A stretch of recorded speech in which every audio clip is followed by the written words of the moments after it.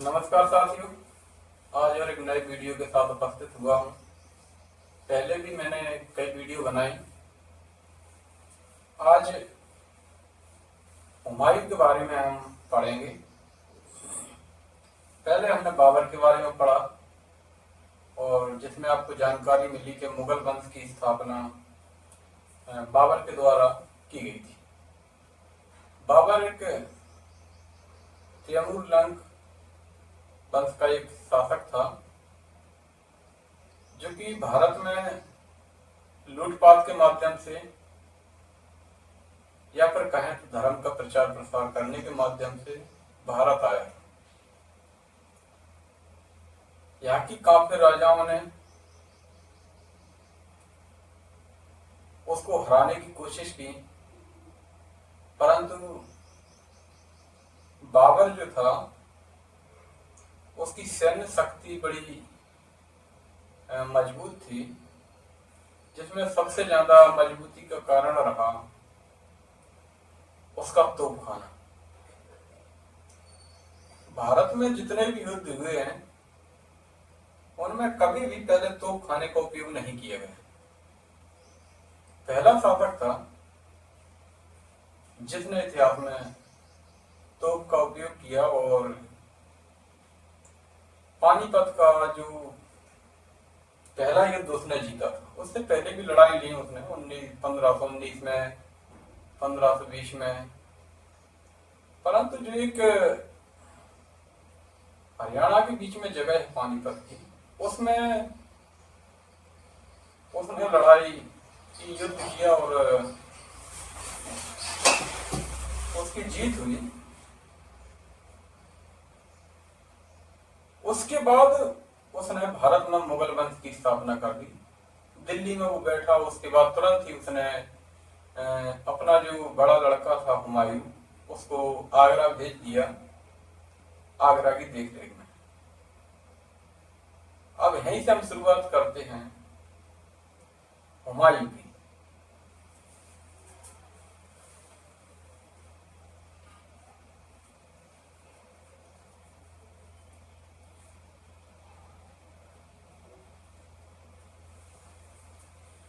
हुमायूं का पूरा नाम था नसीरुद्दीन मोहम्मद हुमायूं।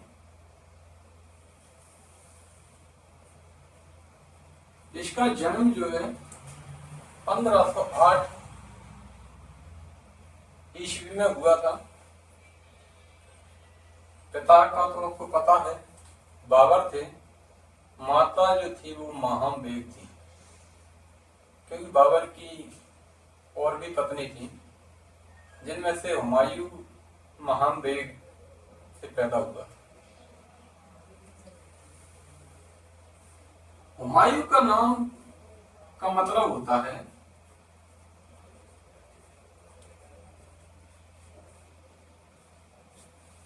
भाग्यशाली, लेकिन कभी भी इसके भाग्य में 1% की खुशी नहीं मिली। बाबर की मृत्यु जो है 1530 ईस्वी में होने के कारण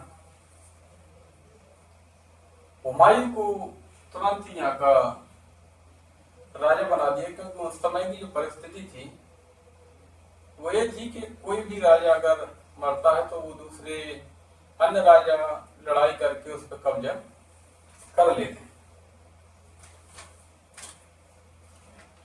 इसलिए 30 दिसंबर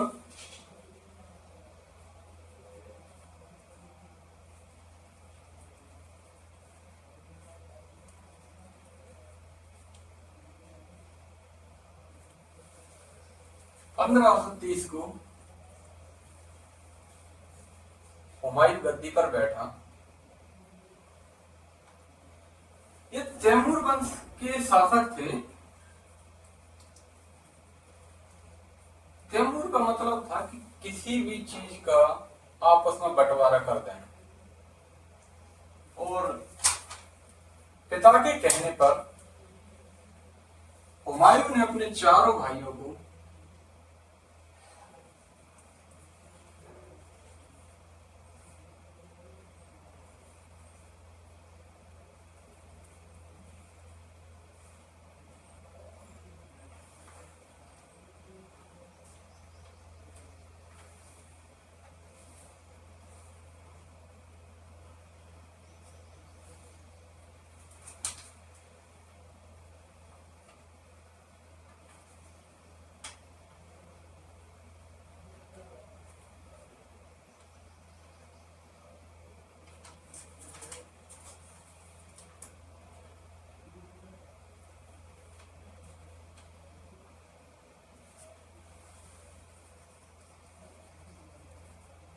कामरान, असगरी, हिंदाल, कामरान।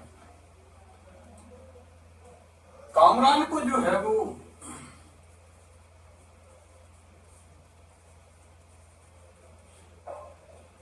काबुल और कंधार दिया गया, असगरी को संभल दिया गया और हिंदाल को जो है वो अलवर का क्षेत्र दे दिया और खुद जो है वो दिल्ली, लाहौर, आगरा क्षेत्र पे रहने लगा। परंतु ये क्या था कि पिता के कहने पर बंटवारा तो कर दिया, लेकिन जैसे ही कोई भी राजा भाइयों में बंटवारा करता है तो उस राज्य की जो राज्य शक्ति होती है वो कमजोर हो जाती है। इनके जो सभी भाई थे वो बड़े मतलबी थे, अपने अपने राज्य के लिए लड़ने लगे। इसके दो भाई और थे, चचेरे भाई, वो भी इनकी जान के पीछे पड़े थे, हुमायूं। जैसे ही ये राजा बनता है उसके बाद बंटवारे होते हैं, इसके साथ कई युद्ध छोटे छोटे और छिड़ जाते हैं, जिसमें ये पहला युद्ध जो लड़ता है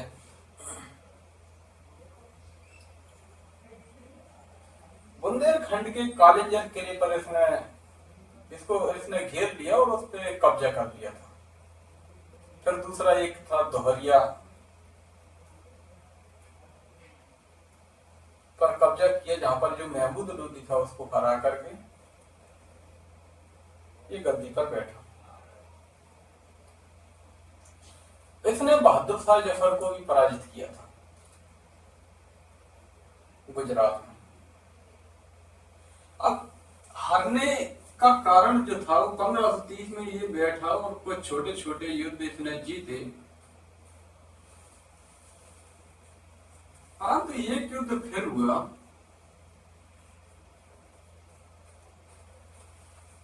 1539 में। इसे हम चौसा का युद्ध बोलते हैं।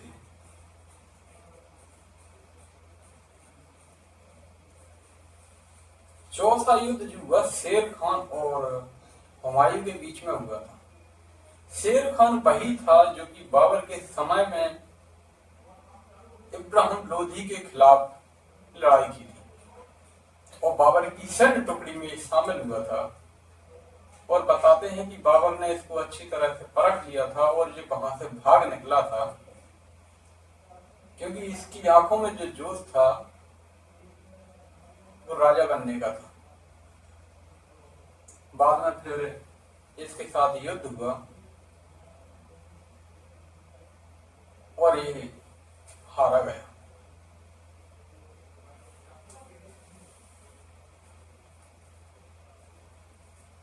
1540 ईस्वी में बिलग्राम का युद्ध फिर हुआ और ये फिर हारा गया। अब हारने का कारण क्या था?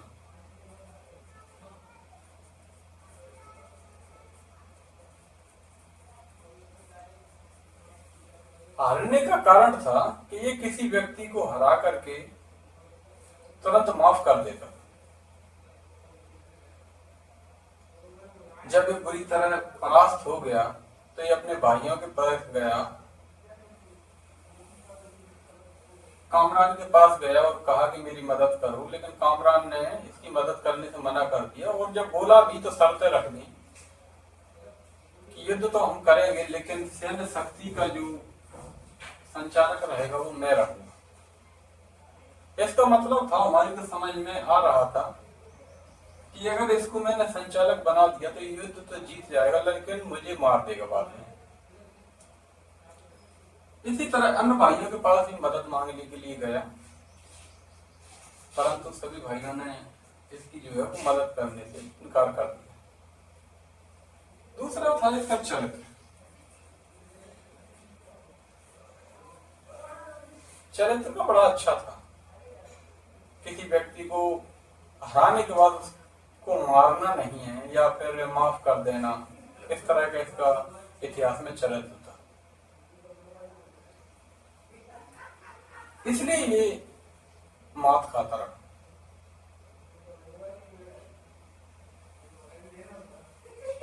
भी करके 1540 में बिलग्राम का युद्ध करने के बाद गंगा नदी के किनारे ये उसमें नदी में अपनी जान बचाकर भागा और यहीं पर उनको एक मिस्टी, इसका नाम था निजाम। निजाम ने इनकी जान बचाई। निजाम कौन होते हैं? निजाम होते हैं मुस्लिम में जो चमड़े के बैग में पानी भर करके सैन्य को, जनता को वहां की पानी पिलाना, इस तरह का काम करते थे, वो था मिस्टी। तो बताते हैं कि बाद में मिस्टी को हुमायूं ने एक दिन का राजा भी घोषित किया था, जहां से मिस्टी ने चमड़े के सिक्के चलाने की प्रथा शुरू की थी।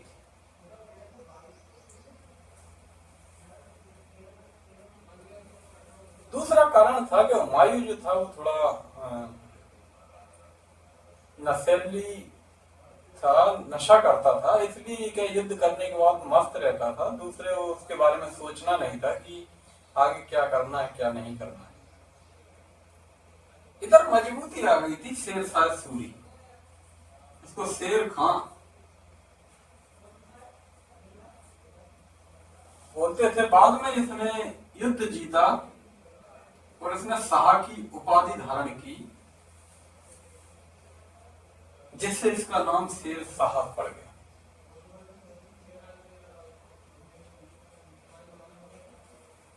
और ये सूरी वंश का संस्थापक था। इसका इतिहास ज्यादा नहीं चला।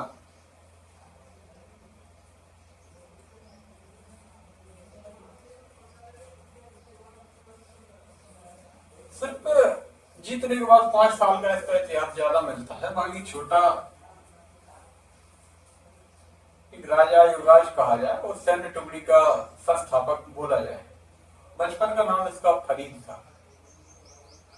इसके बारे में भी थोड़ा सा जिक्र करेंगे।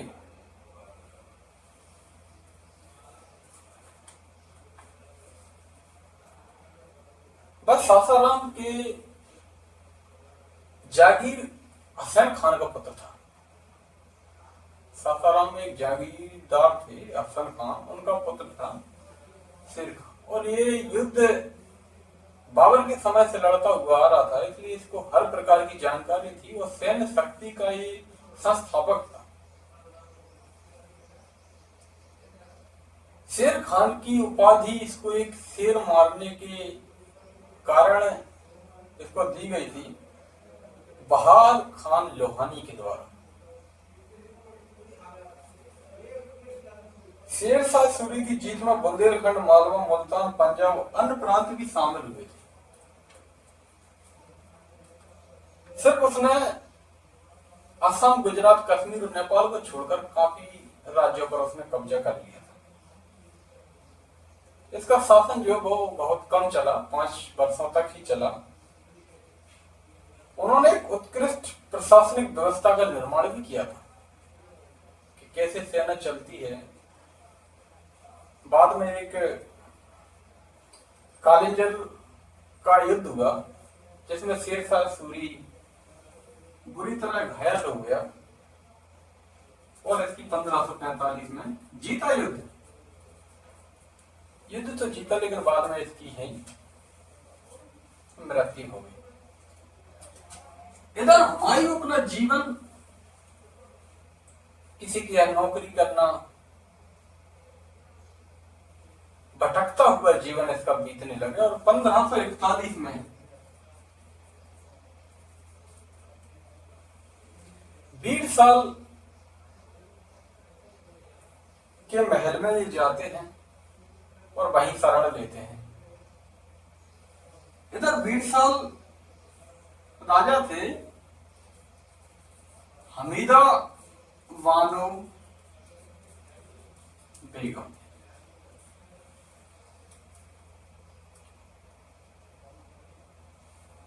इनसे 1541 में हुमायूं की शादी हो जाती है और वहीं से एक 15 अक्टूबर 1542 को अकबर नाम पुत्र का एक जन्म होता है। इसके बाद ये फिर विदेश में चले जाते हैं और राजाओं से संपर्क साधते हैं। लगभग 15 वर्षों तक ये अपने देश से बाहर रहते हैं, जिससे एक शक्ति मजबूत कर सके।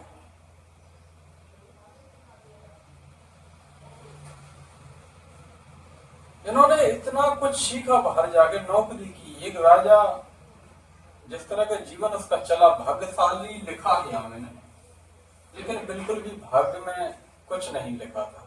भटकता हुआ जीवन। बाद में फिर ये आता है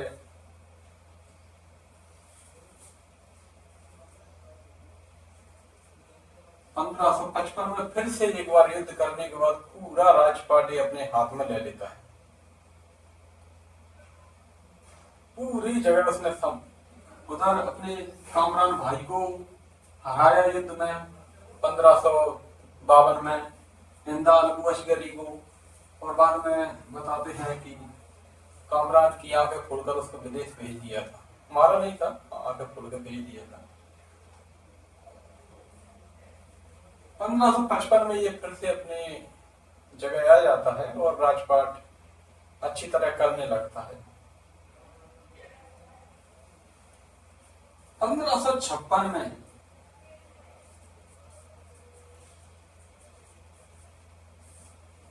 दीन पनाह की एक सीढ़ी बनाई थी, इसने लाइब्रेरी बनाई थी किताबें रखने के लिए।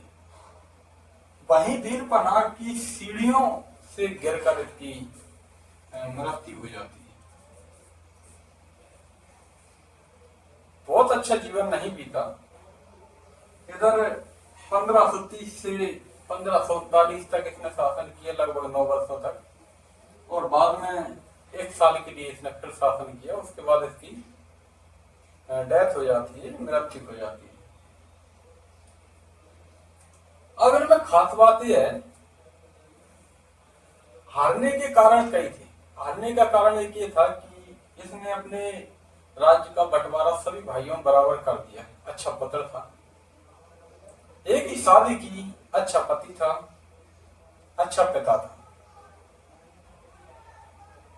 लोगों को माफ करने में, उनको सजा कम देने में ये विश्वास रखता था कि माफ कर दो, आगे देखा जाएगा। भाइयों की मदद न मिलने के कारण इसका शासन कमजोर हुआ। खुद भी इतना सक्षम नहीं था कि हर युद्ध को जीत सके, इसलिए भी कमजोर था। नशा करता था। बाद में युद्ध करने के बाद तुरंत आराम करने के लिए निकल जाना, ये भी कमजोरी थी।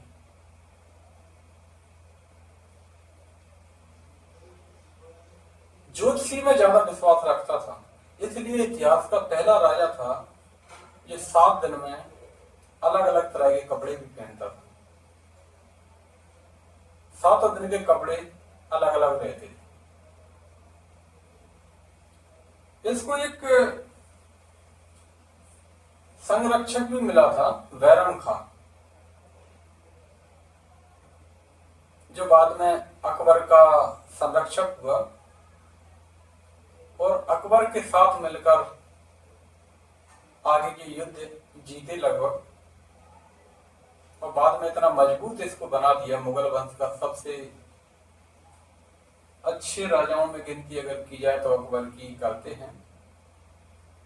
उस समय जो रणनीति चल रही थी वो था कि राजपाट ही करना, राजतंत्र चल रहा था, तो हर कोई अपने अपने राज्य को, अपने अपने धर्म को प्रचार प्रसार करने के लिए उस समय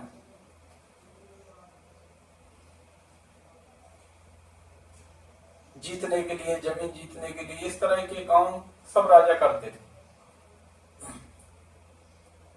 तो हमें सीखना ये है कि परीक्षाओं में जो प्रश्न आते हैं वो हमें जानना है, और किस राजा ने क्या किया, क्यों किया, इसका हमें अपने व्यवहारिक जीवन से ज्यादा मतलब नहीं रखना चाहिए। बाकी जो इतिहास में पूछा जाता है वो हमें याद करना चाहिए। तो बाकी मैंने ये बता दिया आपको कि चौसा का युद्ध, बिलग्राम का युद्ध, बाद में इसकी डेथ हुई, पत्नी, ये सब चीजें इनसे पूछते हैं। इसके अलावा वो और कुछ नहीं पूछते। बाकी मैंने आपको शेरशाह सूरी का भी थोड़ा सा जीवन बता दिया था बीच में।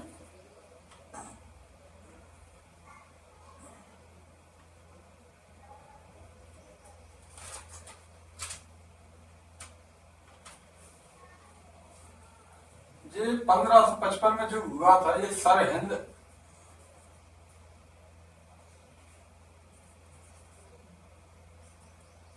और मच्छीवाड़ा का युद्ध हुआ था, जब ये लड़ाई की थी।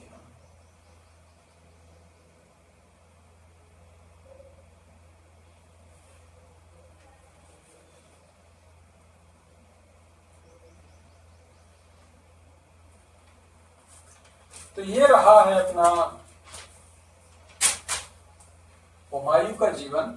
मैंने आपको पूरा जीवन इनके बारे में बता दिया है,